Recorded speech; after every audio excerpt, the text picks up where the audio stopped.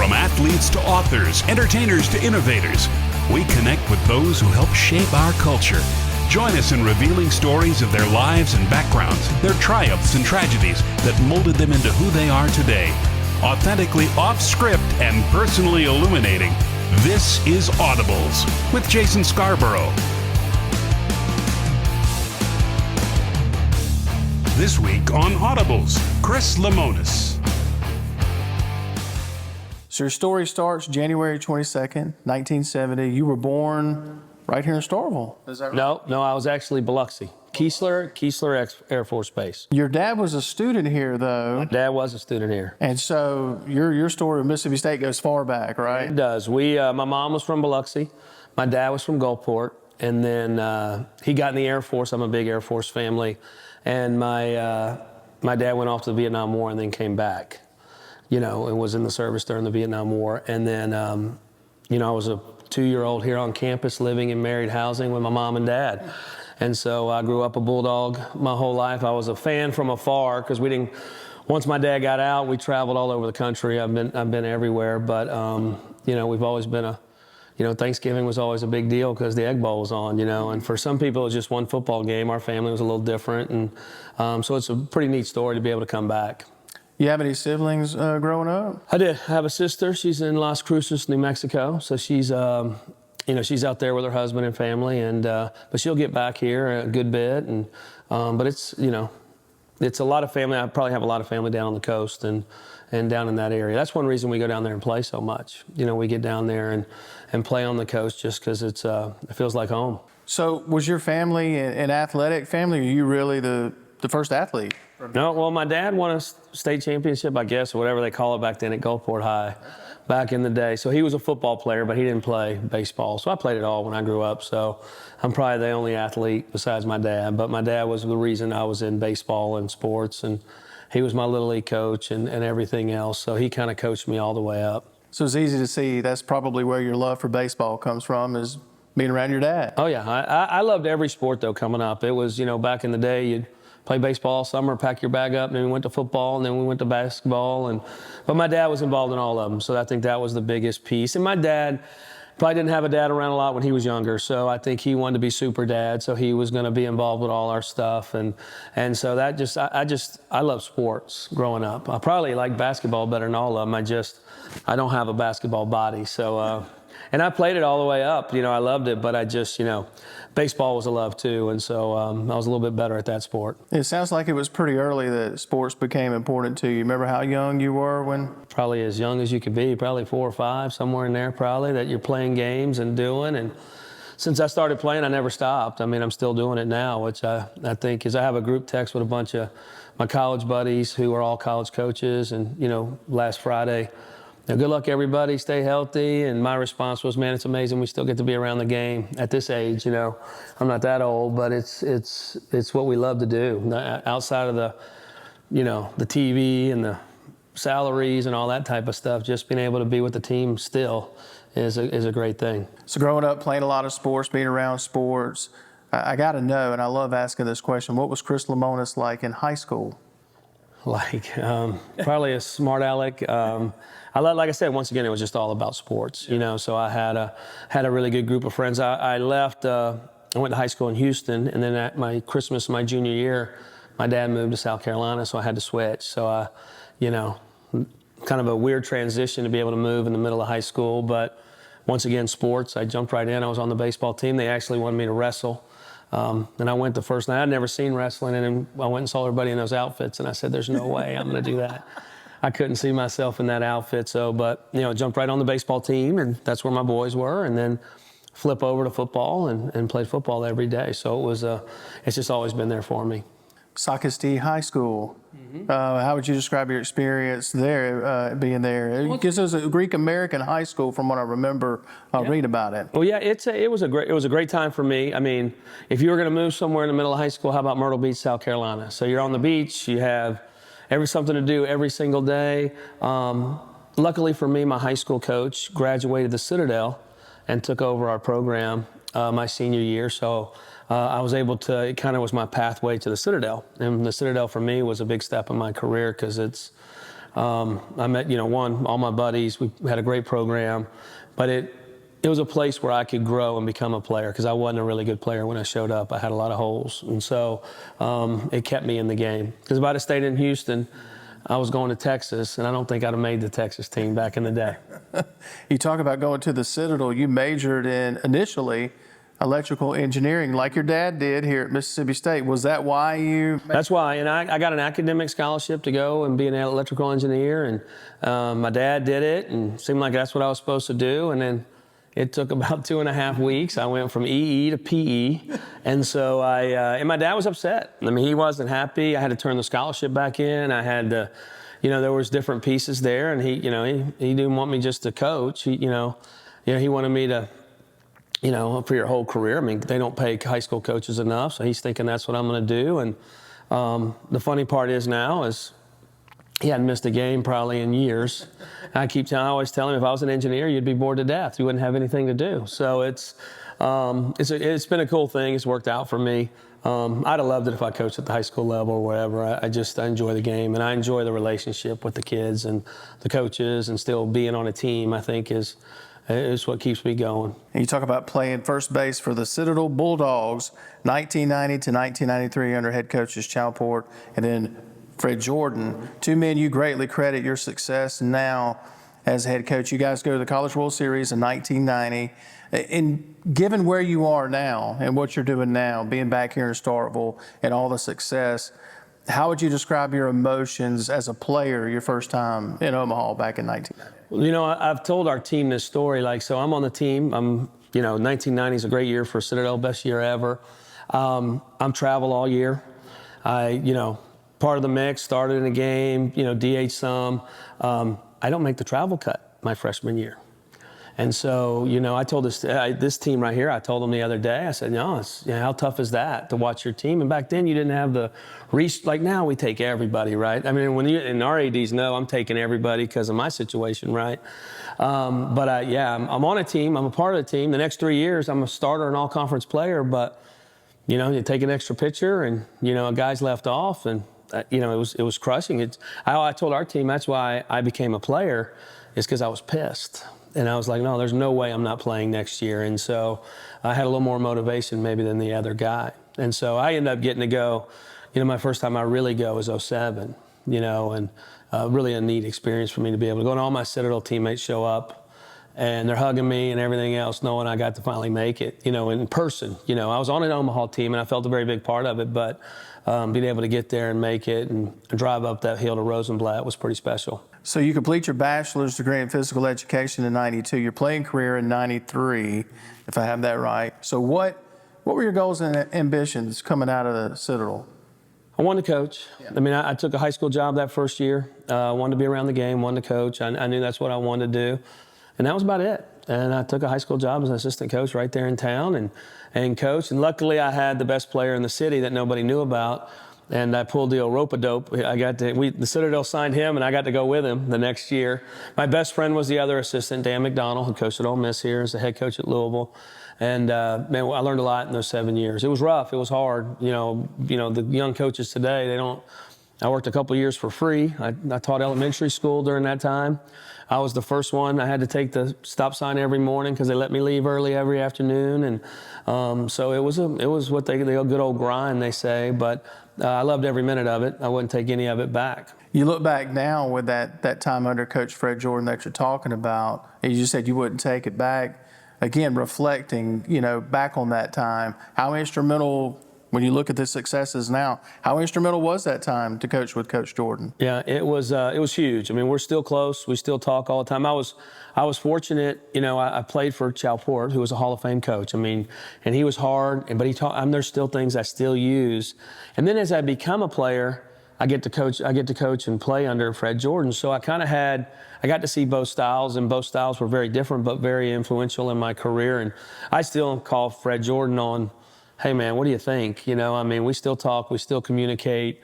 Every time I go back to Charleston, I see him, and it's just when you have good people in your life, he wasn't, a lot of this is about relationships, and I think that was the biggest thing with Coach is I learned a lot, and he probably had to slap me and Dan McDonald on the head a couple times because trying to do too much, but the reality was he let us coach too. You know, as young coaches, a lot of people, you know, the head coach wants to do everything, and I think that's something I do now with my guys is I let them coach. I let them coach their positions. I'm not over their head every time, and Coach Jordan did a great job with that with us. Don't go anywhere. Audibles returns in a moment here on the Spirit Media Network. C Spire's Viber makes it so easy to make music on my computer. I was on Discord in real time, and it was like that. It's like that. It was exactly like being in the studio. From just the tap of the button, I can just transfer files or send over projects, send over anything. It's just something I don't need to worry about. I'm just like, I have the creative side, and C Spire has got the whole internet side. The fabric of any community is its people. It's the commitment to hard work and to be our best. It's where you know your neighbor by name. It's where family is important. At Covington County Hospital, we are your family and friends. That's why your healthcare is important to us.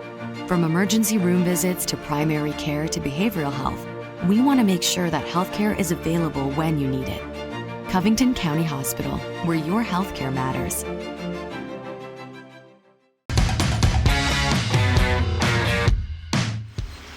The weather's getting warmer, and that means Mississippi blueberries are ready to be picked. Make a day of it with family and friends at one of the many U-Pick farms across the state. Or take home Mississippi-grown blueberries from your local market, because locally grown is what's best for our state. Donate at farmfamiliesms.org to help us spread the word, or find us on Facebook. The Farm Families of Mississippi, our work fuels the world. Family owned and operated since 1986, Lakeside Molding has become the trusted source of architectural products throughout the South. They offer fine interior architectural moldings, custom millwork, and cabinet doors designed and handcrafted in Flowwood. Their showroom on Lakeland Drive is stocked with today's most sought-after interior details, including corbels, post, fireplace mantles, bath vanities, mirrors, and much more. Tim Shoemaker and his staff work closely to meet client needs for new construction, restoration, and remodeling projects. Lakeside Molding, where details make the difference.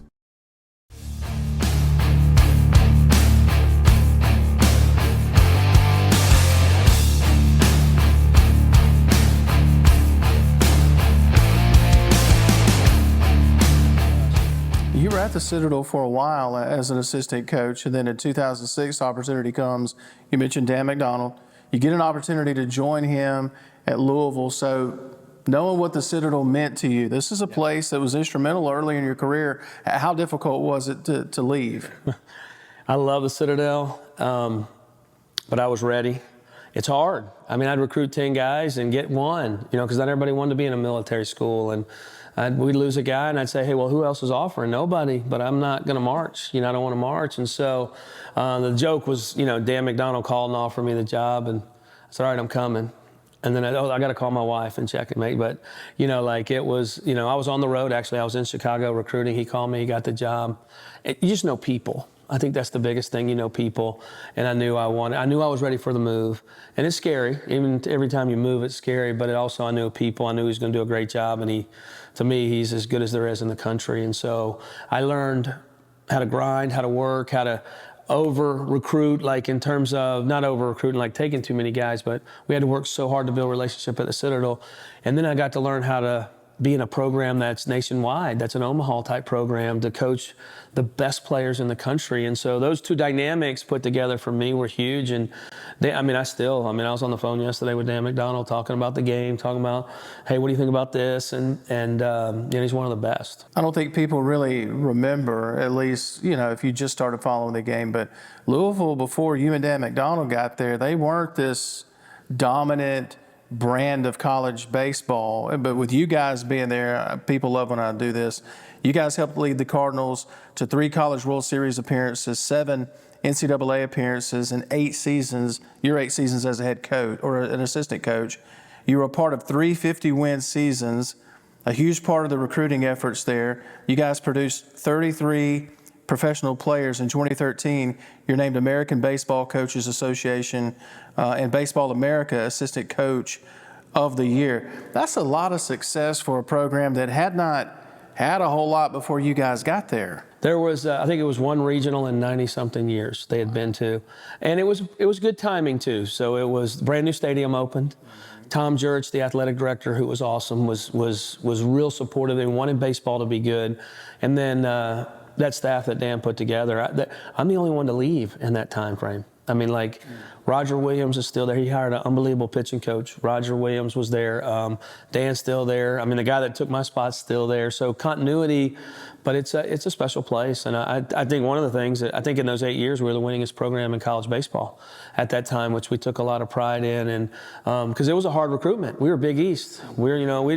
We'd be recruiting a kid, and they'd show him a picture of somewhere. You're going to have to go here and play in the league. And, we were recruiting against Kentucky all the time. John Cohen, so that's a tough one to recruit against. So as we were going head-to-head, and I think that's kind of helped me as I got here, is John knew the job that we did there, and it was head-to-head. I mean, we went head-to-head on so many kids, and they're selling SEC, and we're selling, development and winning, and then they were selling that too, I'm sure. But it was a hard battle. I got to think the success there, even go back to the success at the Citadel as an assistant and the things you learned from Coach Jordan, now the success that you've had at Louisville, that has to be further bolstering this desire to be a head coach, I would think. Yeah, I never was dying to be the head coach. I knew at that point I needed to be one. I'd turned down some opportunities. And I was just looking for the perfect one. And I had kids, when you're a coach and you have kids in certain areas, I had one who was a sophomore in high school, so I turned down a couple of jobs. And the next year, Indiana comes, and it's an hour and a half from Louisville, and my daughter could stay in her high school and do some things. So, but Indiana was kind of like Mississippi State. It was, they had just gotten back from Omaha. They were top 10 program, and it was. And I tell people all the time, I could have stayed at Indiana forever. I mean, it is a special place, and I love it here. But it's just, I've been blessed, and I've been at really cool, different places all across the map. But we've really enjoyed them, I think, and that was a good next step for me. He gave me a chance to grow. Our administration there was great to give me a chance to grow. So it comes in July 2014. So take me back to that moment, what it was like for you. You mentioned the grinding, all the times at the Citadel, losing recruits, things like that, your track record at this point, and now you finally get your shot as a head coach. Nervous. Like, I'm always nervous when I take one over. I don't know. Most coaches are so tough, they would never say that, but you're nervous. You got to put together a staff. You got to get that, for coaches in the summer, you have to secure a recruiting class and get everybody in there, and it's even harder now for guys that are taking jobs. So it was hectic. Like drinking water out of a fire hydrant. You're sitting there trying to take it all in, but there was a lot to do. But once again, I went into a good spot, a good stadium, good team, good dynamic there, and we just got to work. And I was able to put together a really good staff, and then we had some fun. We had a lot of fun. It's a tough league. I mean, you're dealing with weather and travel and different things. This time of year, I love being here because I know how hard it is to coach in the Midwest. I mean, it's not an easy gig, and but it was fun. We really enjoyed it. I've always wanted to ask you this because you have taken over programs and been successful. So when you take over a program, you took over Indiana and now here at Mississippi State, what is your planning process like? Are you getting a legal pad and putting a to-do list together? You going to the grease board? You making a motto, a slogan for what is your planning process like when you take over a program? It's all about players. Right when you take over, it's just about players. I mean, my first year here, there was a lot of disconnect of a lot of things. It'd been 3 head coaches in 4 years. The ballpark was, we were a construction site. I didn't have a schedule. We were opening up. I didn't have an opponent for opening weekend. There was a lot of things. We weren't doing a great job academically and everything, things that are important to me. And so I would always, and we're having to, figure out recruiting, and, all the other staffs had signed, and it was tough. But I'd always tell but we got good players. We had a good group. We were lucky to get Jake Mangum back. Ethan Small came back. Cole Gordon came back. Those are your big recruits at that point of getting. They could have all signed, and we really did. We had that first team. We didn't have great depth. Luckily, we stayed healthy. But it was a good team, and they were fun to coach because there were some big personalities on that team, some real alpha guys, and fun to be able to watch them in this environment. Because when you're coaching here for the first time and you walk out, it's a little intimidating, and it's a little, for me, I mean, when I was a kid, I never missed a College World Series game on ESPN. Like you're watching, you're coming here and just the tradition of this place and how special this place is. It's funny because you just mentioned that a minute ago about you could have stayed at Indiana, you were happy there, you were having success. How early did Mississippi State kind of start appearing on the radar or at least for you, where it went through your mind like, hey, this could be a possibility here? It really never went through my mind a lot, probably until super regionals. I got a phone call. I tell people all the time I never came and interviewed. It was all, by phone, by talk, and I just never came to Starkville the whole process. Never saw the field, never anything. My best friend, one of my Citadel teammates in Omaha, his son, who's still here, was coming here to go to school, and they were on a visit. He called me and said, man, that new stadium's I couldn't even tell him that, hey, I'm in the mix. I didn't even tell my mom and dad, because my mom and dad, if I didn't get it, they would have been crushed, right? They were living in Birmingham, and they'd lived there for a long time. And if I told them I was getting this job, they couldn't have handled it. So it was kind of a weird process. The night they lost in Omaha, I get a text about 11:30 at night, and I'd like to talk early in the morning, and we got up and talked and made it happen. In your introductory press conference, June 25th, 2018, you're named the 18th head baseball coach here at Mississippi State. And you talked about in that press conference how it had been just a whirlwind. Yeah. So take me to that moment. You're back here in Starkville, a place that meant so much to you, your dad, and you got emotional several times in that introductory press conference, and rightfully so. Well, I'm always emotional. Our kids, they laugh. I'm Greek, probably the only Greek baseball coach in the country, so I tell them it's like the old Jim Valvano. I'm probably going to yell at you some during practice. I'll probably cry some, and I'll hug you, and then we'll laugh a little bit, because I'm emotional. I get emotional if things matter to me, but it did. Like my class in school, I took Baseball 101, and I had the Ron Polk playbook. Like I had it my whole life. Like I went to a class and took a Ron Polk playbook, and then I get to coach here, which I'd never in a million years would have thought that. So some of that stuff really, it does matter to you, and this is it. This is, my AD at Indiana, who I loved. He called me and he says, hey, what can we do? How can we sweeten the pot to keep you? And I just said, hey, I just don't want to play this game. If they offer it, I'm going. And I think John will tell you, which I do a poor job of, I should have negotiated harder just on the contract and stuff. Like, I want to be here. And just, you take the job, and I took it. I don't think I changed anything in the contract or anything. I'm coming, and when do we get started? So it's one of those places. I probably should, if I ever, had to do that again, I'd do a better job in the contract process. But this is where I wanted to be. And it's the best place in college baseball. Don't go anywhere. Audibles returns in a moment here on the Spirit Media Network.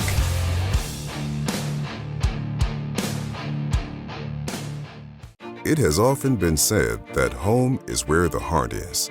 It's where hard-working and dedicated people form the fabric of a thriving community.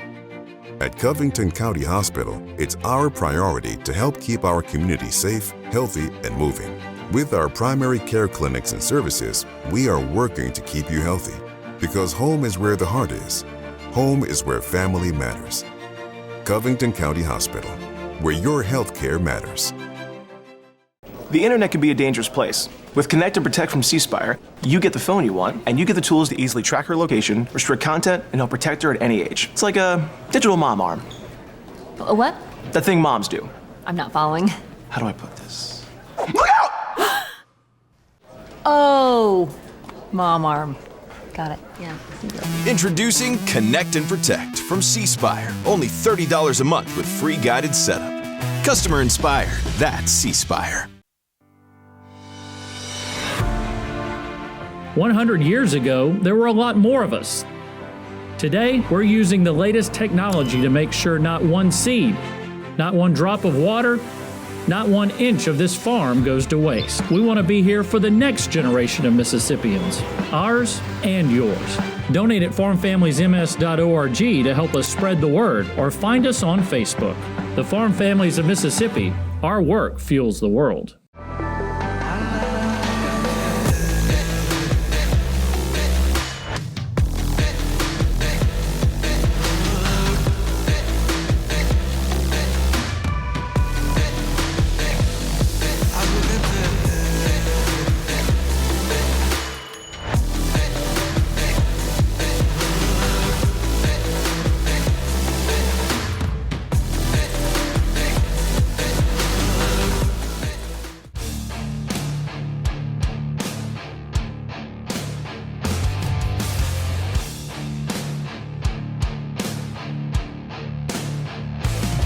I told you before the interview started, the thing I appreciate about you is you are so real and honest. And you said, well, there's probably some there's no coach speak, at least when I'm watching. Yeah.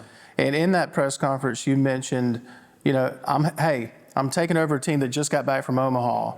So I hear coaches talk about buy-in when they take over a program, or every season trying to get that buy-in over again. So in some ways, you're having to sell, right, Chris Lemonis to these kids. So how did you, sell Chris Lemonis? It was really hard. When I came back, they got off the bus from Omaha, just got beat, unbelievable run. And before I go into that, you did tip your hat to Gary. We're still reaping the benefits of the job Gary Henderson did to keep that team together and get them there.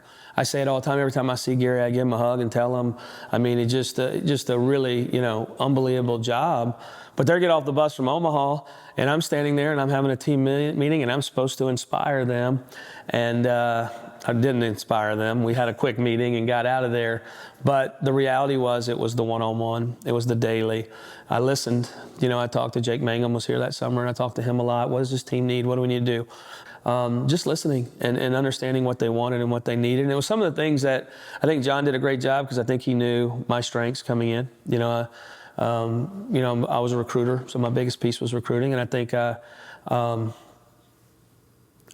you said real, but I think our kids kind of know me. Like, they realize, who they're getting every day. Sometimes it's good and probably sometimes it's bad, but I think they know I care about them. I think that's one of the bigger pieces here. And this can get to be really big and can be really hard at times if you can't get used to it. So we don't want it to suffocate, in terms of, if you're not playing well, it can be tough on them. So being a player's coach and being here, I think, is huge. You talked about being nervous when you got the job here.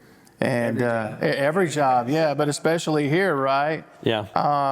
That first season, 2019, well, if you were nervous, it didn't show. You lead the Bulldogs back to the College World Series, 52-15. You set a new record for wins for a first-year SEC head coach in his first season. Only the third SEC head baseball coach to advance to the College World Series in his first season. That's a pretty good debut there. So the nerves, right? No, they're always still there. So it doesn't matter. But it was a good team, good coaches. They played well.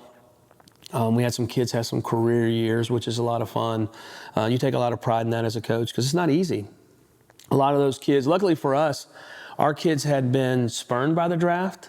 So that, a lot of times when you have these great juniors, they're living under that draft thing, and the Ethan Smalls and the Jake Mangums and Elijah McNamees, they were kind of pissed, which I had in 21 with Tanner Allen and Rowdy Jordan. They were past the draft, and now I'm going to prove it to you, which is kind of a better mentality to have going into it. But yeah, it was a phenomenal year, a lot of fun. We had a blast that year, opening the new ballpark and just getting to go and play. I wasn't an SEC guy. I'd played at South Carolina. I'd played at Kentucky because of the places I was at, but I hadn't played through all these places. So having John Cohen was a really big piece for me then. I think that was something that people, and not like telling me how to coach, just, hey, John, I'm going to Arkansas, which he didn't do a good enough job prepping me on that one, so we got beat there. But John just gets it. He knew it, and having that background for us was huge, and being able to help through that first year for me was I would call him all right, I don't need the athletic director, I need the coach. Tell me, what do you got here? And he was really good at that. It is unique, when you got here that you did have Coach Cohen. So I still call him Coach Cohen. He hates that because now he's AD Cohen. So I know that, of course, he plays for Coach Polk. Yeah. And then he's a coach here. So you've got a really unique situation with a guy that not only played here, coached here, and now was athletic director here. So you kind of had the best of all worlds. I would look up in scrimmages, and I have him and Coach Polk up there making notes together. I'm wondering what the heck's going on, right? So the nerves start all over again. Yeah, it's like, these guys. And I live right next to Polky, so we live about 6 houses apart, and he wears me out every day. But in my 4 years here under John, that was my biggest fear coming, that I was going to get micromanaged from John. Never. Not one time. We would talk a lot of baseball, and you had to, because he's brilliant, and then he's in charge of college baseball. He never crossed that line. And that was, that was really nice for me as a coach, and we would talk. I'd go to him. I'd ask him questions. I'm not I don't sit here and think I know it all. So you having somebody like John on your side, you were constantly talking, but he did is probably he surprised me in that world because I thought it'd be more, and it was none. Going back to 2020, that season was weird because, the pandemic hits, shuts down all of college sports. Go to 2021, I'm curious, in the preseason camps, the practices, was there ever anything, I don't know, that caught your attention that said, all right, this group could be special? Yeah, we knew we were good. I mean, we were in the top 5 all year, just like the 19 and then even 20. We knew we were good. We had that crazy experience because we'd been there, a couple years in a row. Everybody was nervous about COVID. You didn't know you were still coming out, and there's 25% of your crowd and still in face mask, and all that world's hard to think about. But I have a picture in my office. We went to, I forgot the name of the tournament. They'll kill me. The Arlington tournament, and they did there in the Rangers place, and we had the ice storm. We had to share a plane with Ole Miss, which I don't know if we'll ever do that again. And there was no issues, but it's just hard getting in a plane and having Ole Miss there, But we were able to do it. We wanted to play. We wanted to play the game, and we go to that tournament. It's the best 16s maybe in the country. It was just really good tournament, and we had so many arms that were just dynamic. It was 15 guys that were 95 or better, a couple first rounders, and I knew we had a chance to be really good. But we fought through the early season. We had to fight through Tulane weekend. We had to fight through some tough games, and but we just kept getting better, and we kept growing, and we had. The Tanner and Rowdy duo there they were so competitive. They made us such a competitive group. What's interesting about the end of that season, it had its bumps, had its share of challenges. The Missouri series shocked everybody, and then the SEC tournament. And I got to say this on camera to my state friend, Tyler Gibson. He's like, what's going on? And I'm like, you guys are going to be fine. And I was just trying to calm the guy down. Hey, this is Mississippi State. You're worried about the NCAA. You're not worried about anything else. And sure enough, you guys get in the tournament, NCAA tournament. Just basically look dominant throughout the NCAA tournament. You get back to Omaha in 2021, and this is when the magic starts. So what was your message to the team before y'all took the field that first day in Omaha? I'm curious because you always have this. We spoke a lot about focus, just staying focused, play the game, stay focused. We had come through the Missouri. You went to Missouri, and one of my player development coach, he was getting engaged Sunday night after the Missouri season, and I come in after the game. I do the press conference, and he's laying face first on his desk. That was my best coaching job of the entire year. Is we got him up and got him engaged that night. And and we go to a party and we hang out and we laugh and talk as a group, and just we got it past us a little bit, because it was depressing because we could win the SEC and we kind of lost it there. And boy, the fan base gets, like you said, Tyler, I'm sure he was very upset. Then we go to Hoover and lose the 2 games by 10-run rule. And people say, hey, Coach, you didn't want to win. I said, I threw Bednar, Sims, and McLeod in the same game. If you don't think I wanted to win, we still gave up 10 runs, right? So that whole piece, that whole dynamic, made it, it was tough. And so we just got back to, hey, let's just have good practices. And I gave them a little time off. My guys liked to hunt and fish. They were fishing the whole time. But, man, we came to a tough regional, and then, man, we came to the toughest super. The best baseball we played all year was in that super against Notre Dame. That was a dogfight every game. And so we got to Omaha, we were confident, and we were fresh. I tell people, Will Bednar, luckily we moved him up so we get to start him the first game, and he missed the first 4 weeks of the season.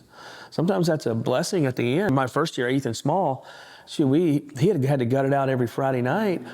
You don't have that fresh guy when you're there, and Bednar was fresh, and he was loving it. So he kind of put us on his back out there. Don't go anywhere. Audibles returns in a moment here on the Spirit Media Network. C Spire's Viber makes it so easy to make music on my computer. I was on Discord in real time, and it was like that. It's like that. It was exactly like being in the studio.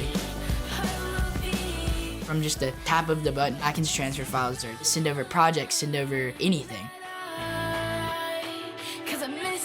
It's just something I don't need to worry about. I'm just like, I have the creative side, and C Spire has got the whole internet side. The fabric of any community is its people. It's the commitment to hard work and to be our best. It's where you know your neighbor by name. It's where family is important. At Covington County Hospital, we are your family and friends. That's why your healthcare is important to us. From emergency room visits to primary care to behavioral health, we want to make sure that healthcare is available when you need it. Covington County Hospital, where your healthcare matters.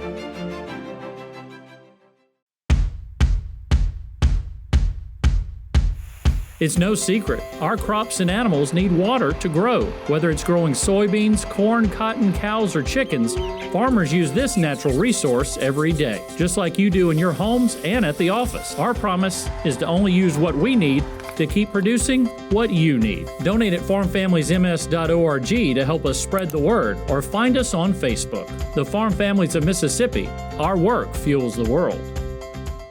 Family owned and operated since 1986, Lakeside Molding has become the trusted source of architectural products throughout the South. They offer fine interior architectural moldings, custom millwork, and cabinet doors designed and handcrafted in Flowwood. Their showroom on Lakeland Drive is stocked with today's most sought-after interior details, including corbels, post, fireplace mantles, bath vanities, mirrors, and much more. Tim Shoemaker and his staff work closely to meet client needs for new construction, restoration, and remodeling projects. Lakeside Molding, where details make the difference.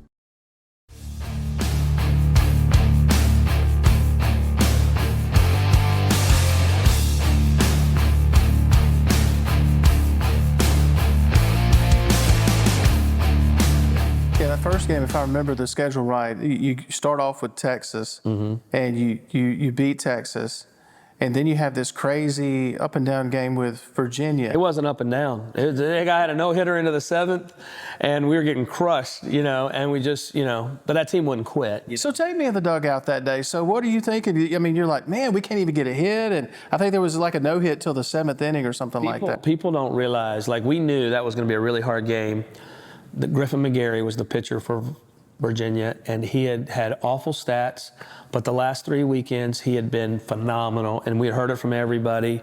And he's one of the best pitchers in the minor. He's about to be a big leaguer, in this short amount of time, but he just figured it out. And I think Tanner Allen's the one who came back in the first, and he turned to Coach Goat, and he says, we're going to have to earn this today. And it was just filthy stuff, and it's not easy to hit there at certain games, Luckily, we were able to get something going there. Kellum got a big hit just to get us on, get us going, and then Tanner, gets the home run there, and luckily we can get Landon Sims up and ready and get him ready to roll. But Tanner had played summer ball with the kid, the pitcher from Virginia. They were good buddies, and a great kid, and he was hitting slider, and he got it. So you guys hit a little bump in the road there against Texas again, but you're still able to advance to the College World Series finals against a familiar foe in Vanderbilt and drop the first game. And you got to be thinking at that point, man, are you kidding me? We get to the finals and this first game right off the bat. So what'd you tell the team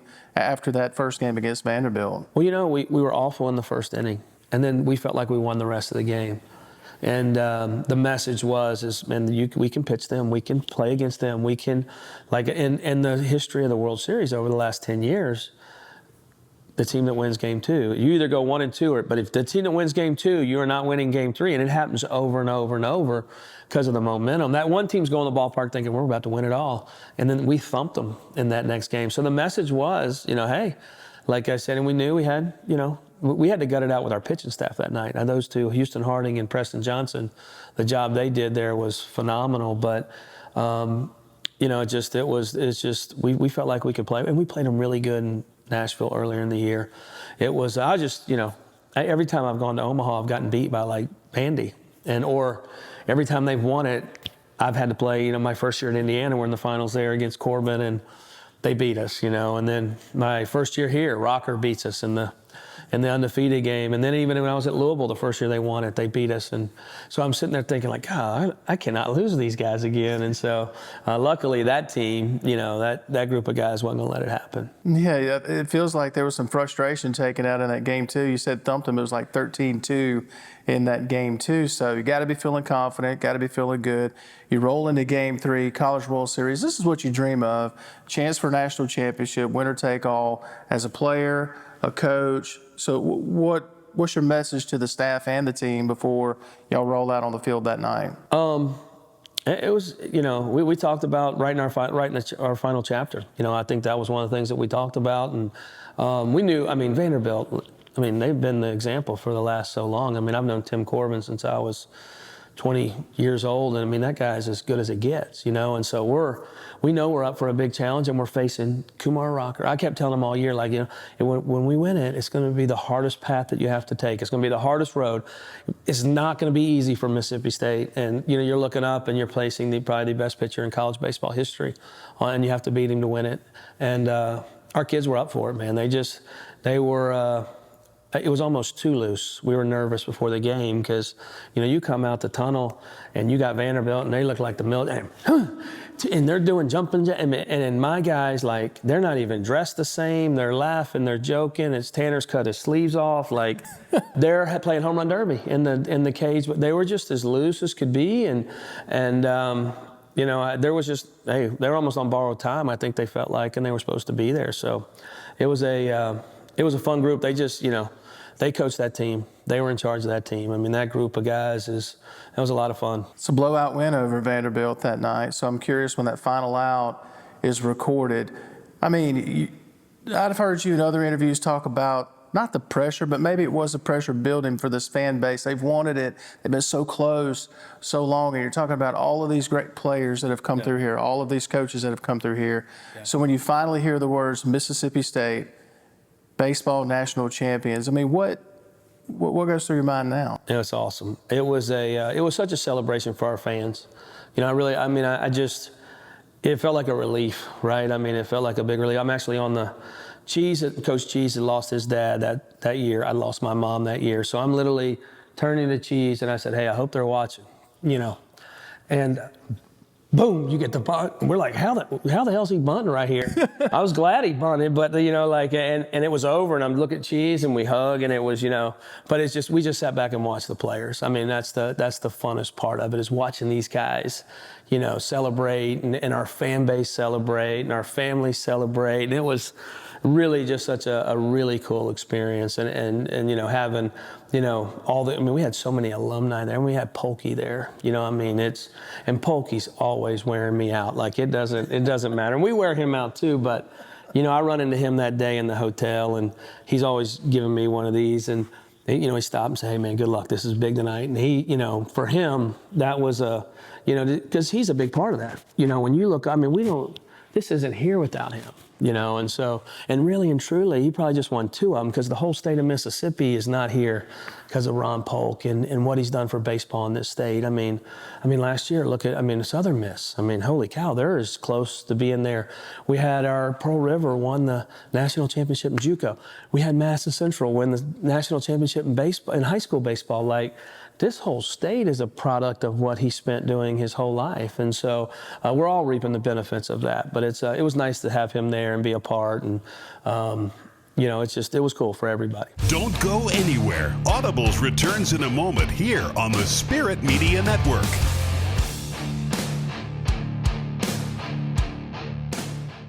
The internet can be a dangerous place. With Connect and Protect from C Spire, you get the phone you want, and you get the tools to easily track her location, restrict content, and help protect her at any age. It's like a digital mom arm.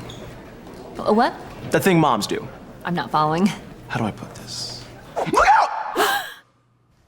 Oh, mom arm.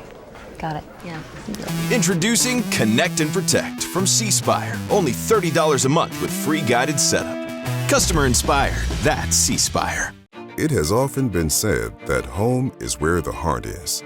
It's where hard-working and dedicated people form the fabric of a thriving community. At Covington County Hospital, it's our priority to help keep our community safe, healthy, and moving.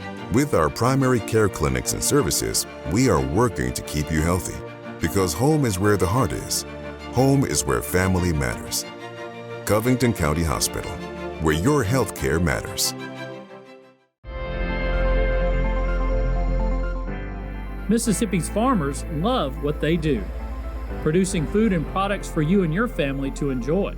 But we know this land is not just ours, it's yours too. That's why our farmers maintain this soil, keeping it rich and bountiful. We are sustaining this land so it will be useful to feeding generations to come. Donate at farmfamiliesms.org to help us spread the word, or find us on Facebook. The Farm Families of Mississippi, our work fuels the world.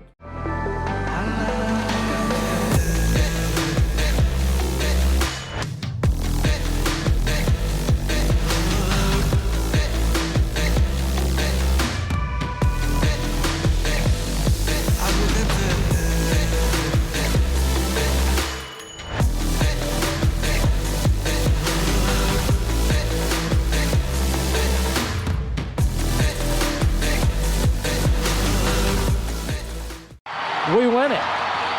We, as in all of the maroon and white everywhere, celebrate a national championship with a ball club that's so resilient, has had a great postseason, never had any doubt in their minds that they could do it, and they've done it.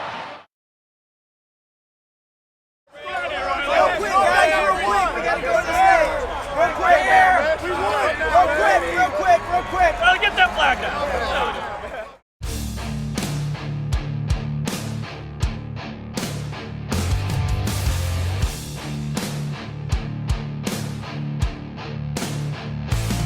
I call him the godfather of baseball. That's pretty much what I call him too. The godfather. It kind of goes too because he's got the cigar and everything continuously, so it kind of fits. You talked about 2021, and you talked about losing your mom, and you talked about one of your assistant coaches losing one of his parents. And so it's this bittersweet moment for you. Yeah. You've got this loss that you've dealt with in your personal life, and you're at the pinnacle of your professional career at this point, reaching the mountaintop. So how do you marry the two there? It was hard. It was the hardest year of my life, and we won a national championship. How about that? So what happens is I lose my mom, but my dad has Alzheimer's. So now, and he can't go into a home because he has a medical issue. So he's with me for six months probably of the season and living in our house. That was hard, my poor wife. And everybody else, we had nurses coming daily. And then we get to Omaha. I think it was after the Texas game. They have to take him to the hospital. He's really sick. And I'm on a day-to-day. The school has to fly my sister in. And he gets out the night we win it, so he gets to watch it with my sister at the nursing home. And then everybody in the country seen the video where he shows up and he looks perfectly normal. I said, Dad, they kept telling me you were sick. I feel good. He didn't remember, obviously. So but he's such a big part of my life. And so was my mom. My mom was awesome too. So it was so much fun to have them.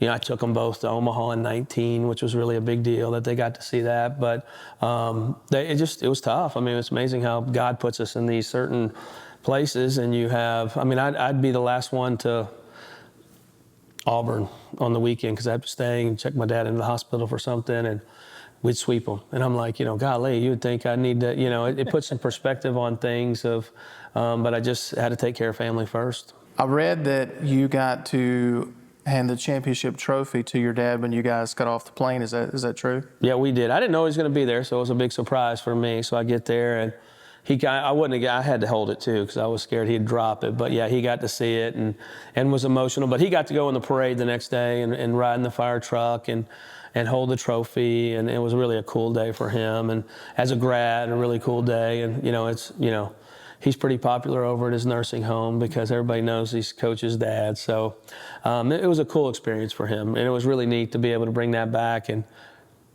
show it to your pops, You mentioned in your introductory press conference, you mentioned faith, family, baseball. Yeah.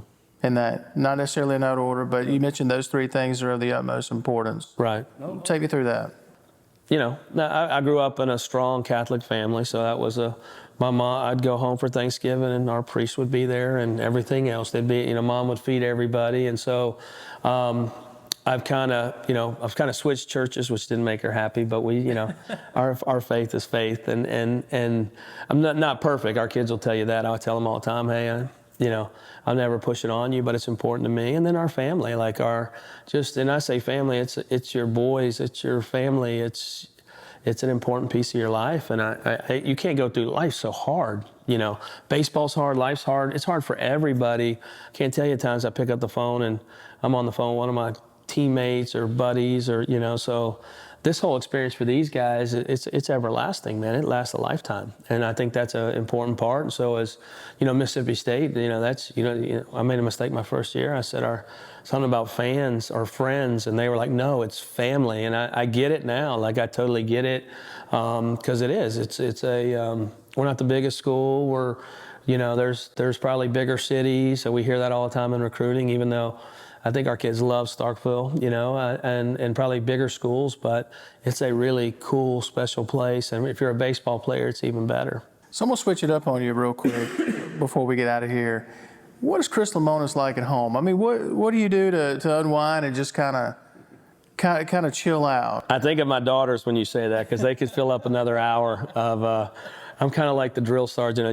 I got 2 girls and my wife, so they're always like, Dad, But I've gotten in. I love golf. So if I get some time away, I like to play golf. What happened is COVID hit, and there is nothing else to do in Starkville, Mississippi, probably during COVID, than go play golf. And it's kind of made me competitive and get out. I don't play during the season. Every time I've swung a club in the spring, we get beat. And so I put them up. But during the summers and falls, if I can get away, I'll go out. It's nice. I can take my dad out. He's at the Claiborne, so I have my own golf cart. I can ride over, grab him. We'll play 4 or 5 holes, turn the music on, and if it's in the afternoon, I can get him a beer. He'll enjoy beer riding around the course, and that's our best way of hanging out. So probably that's the best for me. But we work so much. I like to travel and see friends and stuff, but pretty laid back. So my final question for you: you're born on the coast. You're here in Starkville for a little while, to an MSU engineering grad.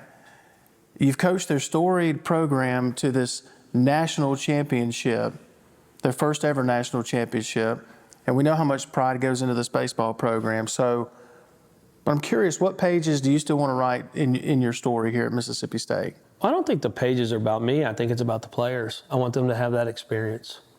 We talked the other day about going to Omaha and how cool it is when they let you walk through that gate. And there's nobody, even Luke, well, I guess Luke Hancock's my only one because he's 37. But most of the guys in the program, they haven't experienced that. So you're one to open that door and take the next group, and our goal is to win another one and be there. But it's right now, I'm just hoping we don't get hurt at practice, that's so as we build these teams and go through seasons, of trying to get that next group there. But these are life-changing experiences when you go through a year here and you go to Omaha or win a national championship. That never gets taken away. And, and our fans, they remember every bit of it. This is an interview. I was joking with you before we started. I've been trying to sit down with you for a couple years now, and I'm glad we finally got to do it. Thank you for doing this. I know this is a busy time of year for you, and I hope we get to do part 2 down the road. You got it. I appreciate you. Hail State. Yep. Oh, I'm sorry. You sit with your cup. I haven't moved, have I? No, man, you're doing good. Good. I can behave. All right. So, Coach isn't shifting in his seat like I am. I'm over here spinning around. I probably will by the end. 3, 2, 1. Thanks for watching. We'll see you next week for another episode of Audibles with Jason Scarborough.